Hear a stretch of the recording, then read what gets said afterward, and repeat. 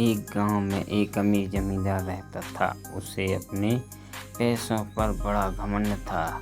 जितने अधिक पैसे उसके पास थे उतना ही वह कंजूस भी था। अपने खेत में काम करने वाले किसानों से वह खूब काम करवाता, मगर पगार कौड़ी भर भी न देता। मजदूर गरीब किसान मन मारकर उसके खेत में काम करते रहते। उसी गांव में रामू नामक एक किसान रहता था। उसके पास थोड़ी सी जमीन थी। उसी से खेती बाड़ी कर वह अपना और अपने परिवार का गुजारा चलाता था। रामू बड़ा मेहनती था।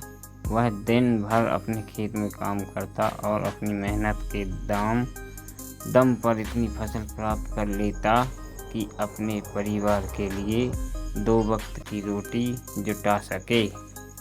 गांव के बाकी किसानों के पास रामू के मुकाबले अधिक जमीन थी। वे रामू की मेहनत देखकर हैरान होते कि कैसे इतनी सी जमीन में वह इतनी फसल उगा लेता है। एक साल गांव में भयंकर सूखा पड़ा। बिना बारिश के खेती खलिहान सूखने लगे। गरीब किसानों के पास सिंचाई की कोई व्यवस्था न थी। वे सिंचाई के लिए बारिश पर ही निर्भर थे, इसलिए उनकी सारी फसल बर्बाद हो गई। रामू के साथ भी यही हुआ। अपने छोटे से खेत में वह किसी तरह अपने परिवार का पालन पोषण कर रहा था।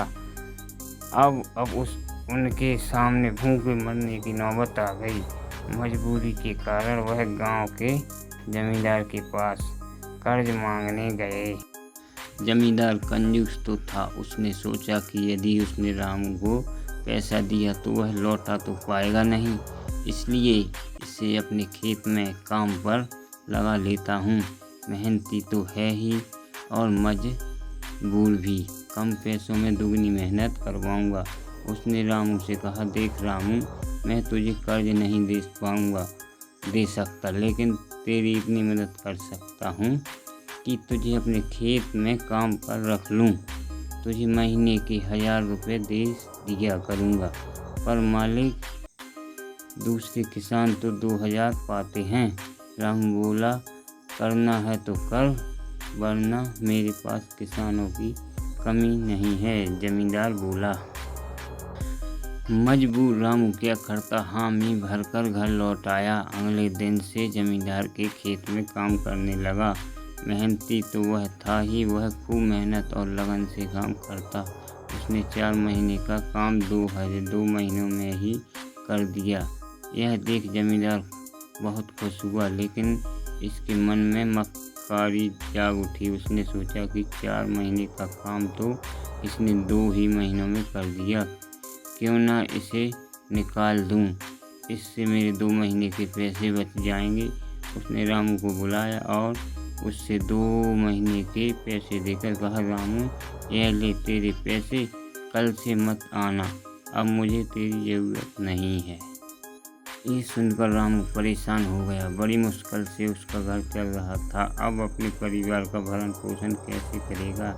वह जमींदार के सामने गिड़गिड़ाने लगा कि उसे काम से ना निकालें, लेकिन जमींदार ने उसकी एक ना सुनी और उसे काम से निकाल दिया।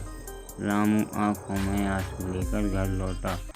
चिंता में रात भर उसे नींद नहीं आई। सुबह उठकर उसने फैसला किया कि वह फिर से जमींदार के पास जाएगा और उससे विनती करेगा कि उसे वापस काम पर रख ले। वह जमींदार के घर के सामने जाकर बैठ गया। सुबह उठकर जाट जमींदार अपने घर से बाहर निकला तो रामू को घर के सामने बैठा हुआ देख उसने रामू से पूछा, क्या हुआ रामू, क्यों आए हैं। रामू जमींदार के पैरों पर गिर पड़ा और गिड़गिड़ाते हुए बोला, मुझे पर दया कीजिए मालिक, मुझे काम पर रख लीजिए, मेरा परिवार भूखा मर जाएगा। जमींदार ने उसकी एक न सुनी और उसे धक्के मार के वहाँ से निकाल दिया। रामू उस समय तो वह से चला गया, लेकिन अगली सुबह फिर सेठ के घर के सामने जाकर बैठ गया। जमींदार ने उसे फिर बुरा भला कहकर भगा दिया।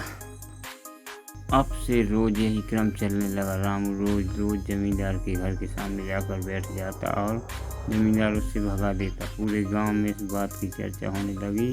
सब जमींदार को भला बुरा कहने लगे।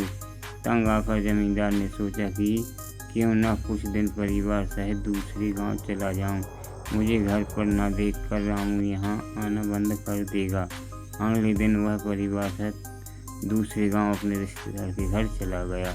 वह 10-15 दिन रिश्तेदार के घर रहने के बाद जब वह अपने घर लौटा तो मोहन को अपने घर के सामने बैठा नहीं पाया। वह मन ही मन खुश हुआ कि चलो उसने पीछा छूटा, लेकिन वह चकित भी हुआ कि आखिर रामू ने आना बंद क्यों कर दिया। उसने गांव वालों को बुलाकर पूछा तो पता चला कि रामू घायल है और अपने घर पर पड़ा हुआ है। जमींदार ने पूछा क्या हुआ उसे। एक जमींदार ने कहा, मालिक आज जब दूसरे गांव चले गए थे तब भी रामू आपके घर के सामने बैठा रहता था। एक दिन आपका खाली घर देखकर कुछ चोर चोरी करने के इरादे से आपके घर में घुसे, लेकिन रामू की नज़र में आ गए। रामू अपनी जान की परवाह न कर उसने उलझ गया और उन्हें भगा दिया। उनके बीच हुई हाथापाई के कारण रामू घायल हो गया।